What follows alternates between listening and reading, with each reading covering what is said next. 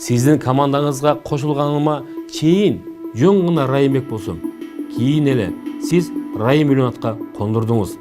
Уулдары деген бийик атыбыз, ар намысыбыз жол бербейт.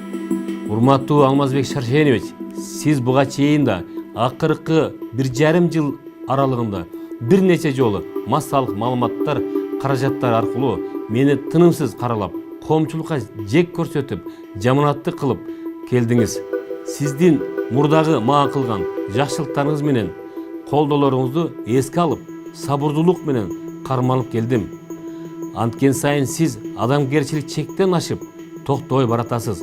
Ачык айтып баса белгилегим келет. Сиздин 6 жылдык президенттик бийлигиңиздин кызматымды кылдым. Мындан ары азыркы президентибиз менен болгон өз ара мамилеңиздерге мени аралаштырбоону суранамын.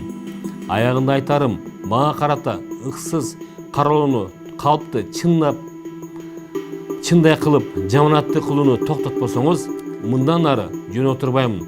Сиз менен күрөшүүгө менде да жетиштүү маалыматтар жана күч кубатым жетишерлик.